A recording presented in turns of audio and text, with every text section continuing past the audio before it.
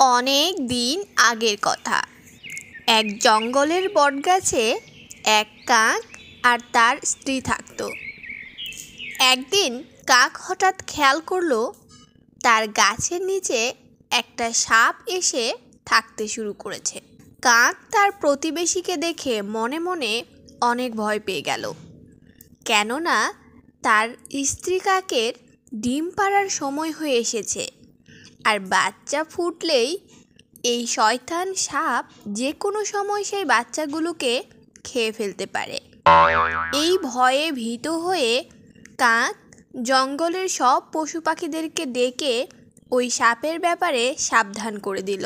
কিন্তু কাকের বউয়ের মাথা থেকে একটা চিন্তা কোনোভাবেই যাচ্ছিল না। তাদের বাচ্চাদের সুরক্ষায় তারা অন্য কোথাও চলে যেতে পারে কিনা সে বিষয়ে কাককে প্রশ্ন করলো। কাক কাক, চলো না আমরা অন্য কোথাও চলে যাই। এই দুষ্টু সাপ আমার ডিম ফুটে ছানা বেরোলেই সব খেয়ে ফেলবে। আরে না, কিছু হবে না, আমার উপর ভরসা রাখো। আমরা ওর জন্য নিজের বাড়ি ছেড়ে কোথায় চলে যাব?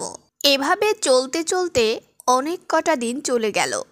এরই মধ্যে কাকের বউ 4টা ডিমও দিল, আর সেই 4টা ডিম থেকে বেরিয়ে এলো ফুটফুটে 4টি ছানা। একদিন হঠাৎ কাক এবং কাকের বউ বাচ্চাদের খাবার সংগ্রহের জন্য বাইরে চলে গেল। ফিরে এসে দেখলো তাদের বাচ্চাগুলো আর নেই। দুষ্ট সাপ তাদের সব বাচ্চাগুলোকে খেয়ে ফেলেছে। কাকের বউ এবার খুব কাঁদতে থাকলো আর কাককে দোষ দিতে থাকলো কেন সে বাড়ি ছেড়ে চলে গেল না।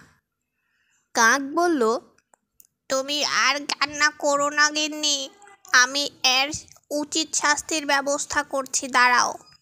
বনের কোণে এক বড় বিশাল বুদ্ধিধারী বাঘ মামা থাকে। আমি তার কাছ থেকে বুদ্ধি নিয়ে আসছি কিভাবে এই সাপটিকে শেষ করে দেওয়া যায়। এই বলে কাক উড়ে গেল বনের শেষ প্রান্তে বাঘ মামার কাছে বুদ্ধি নিতে। বাঘ মামা কাকের সমস্যা শুনে বলল, দেখো ওই পাশে নদীর তীরে মহারানী গোসল করছে, সেখান থেকে মহারানীর হীরের হারটা নিয়ে ওই সাপের গর্তে তুমি ফেলে দাও। তারপর বাকি কাজ রাজার পেয়াদারাই করবে, তোমাকে আর এই বিষয় নিয়ে ভাবতে হবে না। যেই কথা সেই কাজ। কাক উড়ে গিয়ে মহারানীর হীরের হারটি নিয়ে গিয়ে সাপের গর্তে ফেলল, আর সাথে সাথে রানীর পেয়াদারা এসে ওই সাপের গর্ত ভেঙে সাপটিকে মেরে ফেলল। ছোট্ট বন্ধুরা, এই গল্প থেকে আমরা শিখলাম কখনো কখনো গায়ের জোরে না পারলেও, শক্তিতে না পারলেও বুদ্ধি দিয়ে কাজ করতে হয়, তাহলেই সমস্যা সমাধানের উপায় বের হয়। আজকের ভিডিওটা তোমাদের কেমন লেগেছে অবশ্যই কমেন্ট করে জানাবে, আর এরকম ভিডিও পেতে আমাদের চ্যানেলটি সাবস্ক্রাইব করে রেখো কিন্তু।